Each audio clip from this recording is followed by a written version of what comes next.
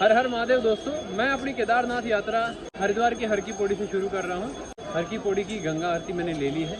यहाँ गंगा जी में स्नान भी कर लिया है और पुष्प और जो दीपक है वो भी प्रभावित कर दिया है। यहाँ से यात्रा शुरू हो जाती है गंगा मैया की कृपा से। हर हर महादेव।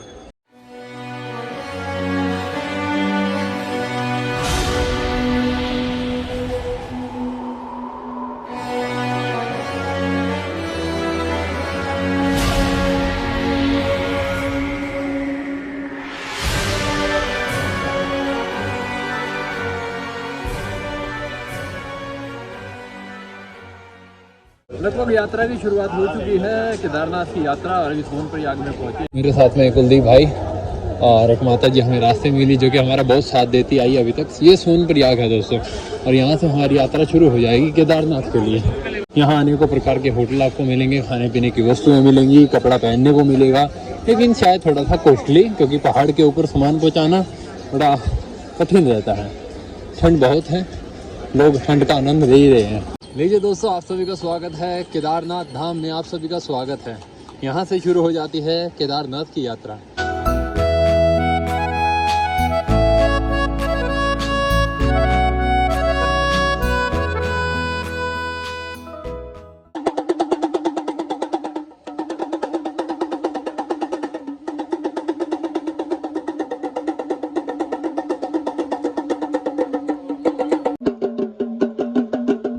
केदारनाथ की यात्रा करने से पहले गौरी कुंड के गरम पानी में स्नान करना होता है। और यहाँ एक ऐसी जगह है जहाँ पर गरम पानी आता है, तो लोग ठंड के अंदर गर्म पानी का आनंद लेते हैं। हमारे कुलदीप भाई भी अभी रेडी हो गए हैं। कैसा पानी है यहाँ? ये गर्म पानी है, गर्म कुंड है, गौरी कुंड, गर्म पानी का कुंड। कितनी देर लगाओगे नहाने में? 1-2 मिनट बस। जो लोगों को अपनी से झोली में बिठा कर ले जाते हैं, उसमें कैसा एक्सपीरियंस होता है कुलदीप भाई इसको अनुभव कर रहे हैं। जिसका वजन जो है लगभग 15 किलो का है। इसमें वजन कितना है? 15 किलो।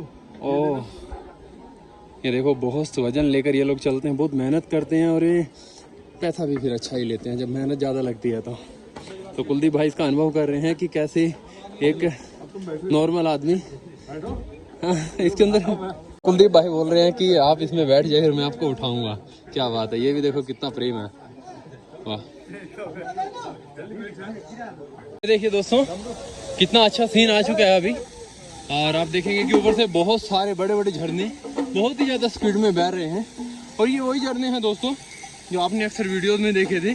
जब बादल हटा था तो ये झरने ऊपर से आ रहे थे, और यहाँ घोड़े वो सारे फिसल रहे थे, आदमी भी फिसल रहे थे। ये वो झरने हैं दोस्तों। केदारनाथ की इस यात्रा में पहली बर्फ़ के दर्शन हो चुके हैं, और ऊपर तो काफ़ी अच्छी धूप निकल गई। सबसे पहले मुझे इस बर्फ़बारी के, आप कहिए कि हिमालय के दर्शन इस जगह पर हो गए हैं। ये देख लीजिए कितना सुंदर नज़ारा है ना बाबा के केदारनाथ द्वार का। ओह, यहाँ पर आज तक मैंने ऐसा झरना नहीं देखा जीवन में। ये देखिए, देख सकते कितना सुंदर प्यारा और कितना लंबा झरना है, कितना ऊंचा झरना है। ये है दोस्तों केदारनाथ की असली खूबसूरती। जहाँ खूबसूरती के मामले में आपको हमेशा ऐसी चीज़ें परोसती है प्रकृति कि आप शायद उसको मरने के बाद भी नहीं भूल पाओगे। ये है मेरा उत्तराखंड, ये है मेरा उत्तराखंड का केदारनाथ का धाम। स्वर्ग है मेरे भाई। अभी मेरे सामने जो है कैलाश पर्वत बड़ा अच्छा सुंदर दिखाई दे रहा है, और जिसके दर्शन मैं लगभग पिछले 4 घंटों से करता रहा हूँ। अभी करते रहिए, बीच बीच में इतने सुंदर दर्शन दिखते रहते हैं ना, तो थकावट मिट जाती है। जैसे ही ऊपर झाँकते हैं तो सारी थकावट जो है कम हो जाती है। अभी हम केदारनाथ के आधे रास्ते में आ चुके हैं, और मेरे पीछे आप देख सकते हैं हिमालय की सुंदर सी पहाड़ी जहाँ पर बर्फ पड़ी है। लेकिन ये जो दूसरे पहाड़ देख रहे हैं आप, वहाँ पर बर्फ नहीं पड़ी है। अभी लगभग आधे में आ गए, और दोपहर के 1 बज चुके हैं। सुबह 5 बजे या 5:30 बजे हम चले थे, और मुझे यहाँ पर हिसार के मेरे जो दोस्त हैं मुझे पताल भुवनेश्वर में मिले थे, वो भी यहीं आ गए हैं। जाएंगे ऊपर मंदिर में, हम उनसे मिलेंगे। तो कुलदीप भाई, अभी तक का क्या अनुभव रहा? आधे रूट के आ चुके हैं। हाँ, बहुत अच्छा अनुभव है अभी तक का। बस दर्शनों की जिज्ञासा है, उसी के लिए निकल रहे हैं। तो और थोड़ा सा थकावट भी है, जो हमारे चेहरे पे हल्की फुल्की झलक रही होगी। काफी सारे लोगों ने मेरे पास मैसेज केदारनाथ का वीडियो देखने के बाद में कहा कि हमारे लिए पुष्प चढ़ा देना, हमारे लिए माला जाप कर देना, हमारे लिए हवन कर देना, हमारे लिए भगवान से प्रार्थना कर देना।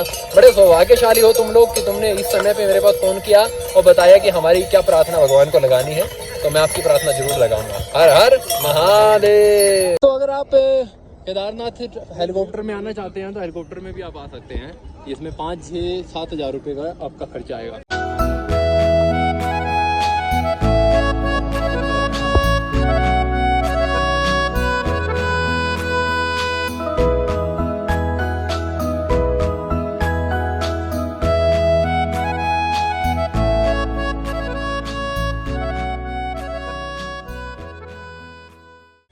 ये पहाड़ बिल्कुल कैलाश पर्वत जैसा ही लग रहा है और ये देखिए कितनी ऊंची ऊंची चोटी है जहाँ कोई जा ही नहीं सकता। दोस्तों अभी बस सिर्फ 3 किलोमीटर की दूरी बाकी है और पहाड़ का सुंदर सा नज़ारा देखने को मिल रहा है। और यह तो समझ लो कि पहले छोटा सा हमें रूप देखने को मिला था नीचे से, और अब तो समझ लो कि चारों तरफ बाबा का ये पहाड़ सफ़ेद बर्फ़ की चादर ओढ़े हमारे सामने है और हम उनके दर्शन कर रहे हैं। बाबा आप लोग जितने भी घर पे बैठे इस वीडियो को देख रहे हैं, तो मैं आपको बोलूँगा कि इस मौके को मत छोड़ना। चप्पल निकाल के हाथ जोड़कर सर पे पानी डाल के इस मोमेंट के दर्शन करना भाई। ये आ गया भाई दोस्तों तेरा हेलीकॉप्टर।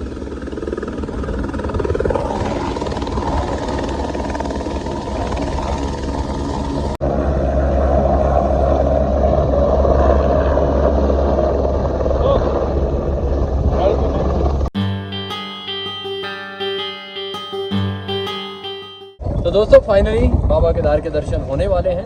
लगभग थोड़ा सा ही समय बाकी है। मेरे पीछे आप देख सकते हैं कितना सुंदर नज़ारा।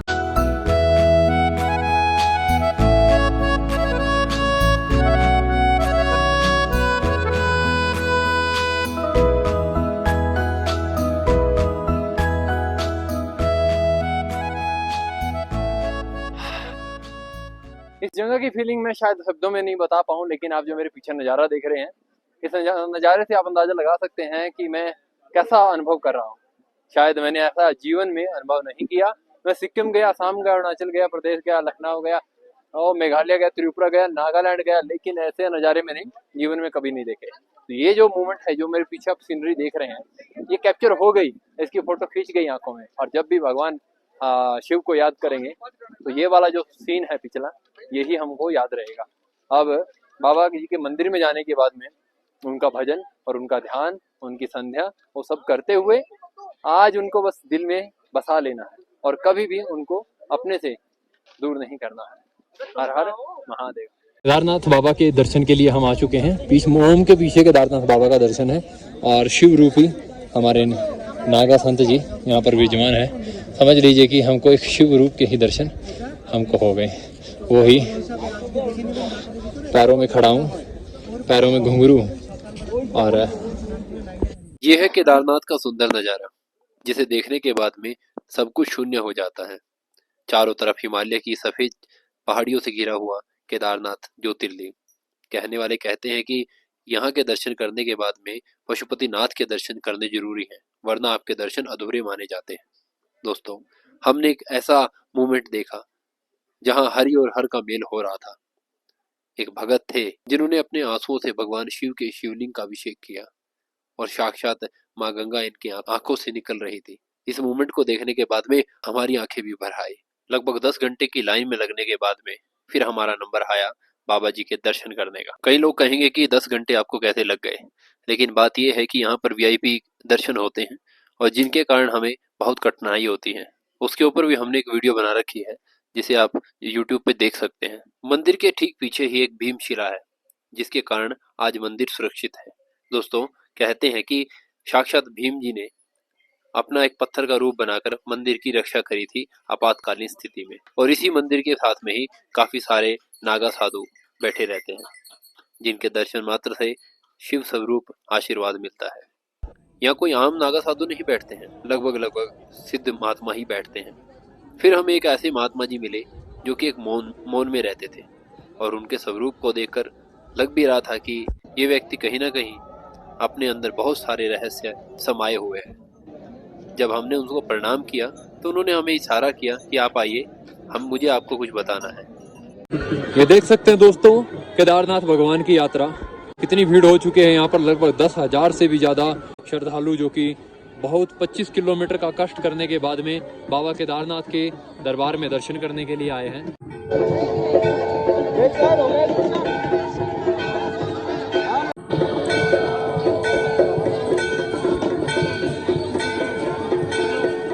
लो भी दोस्तों, आप देख सकते हैं केदारनाथ की जो शाम की यात्रा आरती होती है उसमें कितनी भीड़ रहती है। आप देख सकते हैं कल इससे कम भीड़ थी, आज सोमवार है, सब लोग पहुंच चुके हैं, यात्रा उनकी पूरी हुई और दर्शन करने के लिए सभी बेकरार हैं बाबा केदारनाथ के।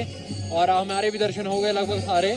बाबा जी के शिखर के दर्शन कर लीजिए हाथ जोड़कर, और बाबा जी के दरबार के दर्शन कर लीजिए आप, और ये भक्तों के दर्शन कर लीजिए। ऊपर से नीचे का व्यू कुछ ऐसा दिखाई देता है। अभी हम भैरवनाथ के मंदिर के दर्शन करने जा रहे हैं दोस्तों, क्योंकि कहते हैं कि जब तक भैरवनाथ जी के दर्शन ना हो तो वो दर्शन अधूरे माने जाते हैं। क्या कहते हैं कुलदीप जी? बिल्कुल, आप बाबा केदार के दर्शनों के बाद भैरवनाथ जी के दर्शन आपको करने बहुत ज़रूरी होते हैं। और अध्यात्म और शास्त्रों में भी यही कहा गया है कि ये यात्रा तभी पूर्ण मानी जाएगी जब आप भैरवनाथ जी के भी दर्शन करें। दोस्तों ये है काल भैरव जी का मंदिर, ये परमानेंट खुला ही रहता है और एक छोटी सी पहाड़ी के ऊपर टिका हुआ है। कहते हैं कि जब 6 महीने बाबा के दरबार बंद होते हैं। आप क्या बोलते हैं? बिल्कुल सही कहा आपने। यहाँ पे जब हमारे बाबा जी के दरबार जब तेईस को बंद हो जाएगा तो उसके बाद वो ऊखी मठ में विराजमान हो जाएंगे, तो उस दौरान इस पूरे हिमालय क्षेत्र की रक्षा के रूप में हमारे काल भैरव जी ऑन ड्यूटी रहते हैं। तो उस वक्त सिर्फ इनके अलावा इस क्षेत्र में किसी और का अधिकार नहीं रहता है। हर हर तो महादेव। इसलिए हमारी यात्रा के दौरान यहाँ पर आना ही हमारे लिए बहुत जरूरी होता है।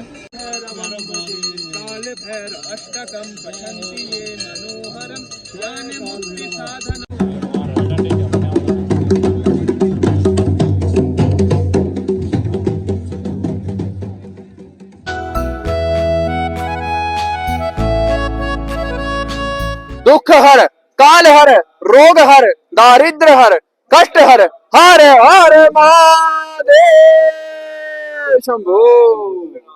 दूर से कुछ ऐसा व्यू दिखाई देता है बाबा केदारनाथ का।